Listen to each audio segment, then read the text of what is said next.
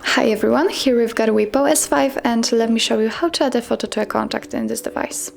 So first of all, let's open the dialer and let's go to your contact list right here. Now let's choose the one you want to edit, for example this one, and let's tap on this edit icon. Now let's choose the camera icon and you can either take a photo and your device will open the camera app or simply choose a photo from your gallery. So let me pick choose a photo. And let's pick the one you want to use. And now from this step you can adjust the size of the square, and thanks to this you can decide what you will see after saving the whole contact. So it's up to you how you want to set it. You can also change the angle of the picture. And if you are ready, click on done.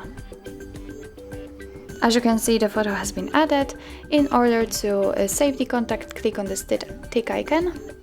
And as you can see here, we've got the photo added. Let's get back.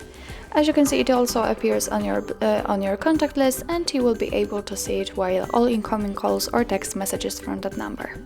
So that's all. This is how to add photo to a contact in your WIEPPO S5.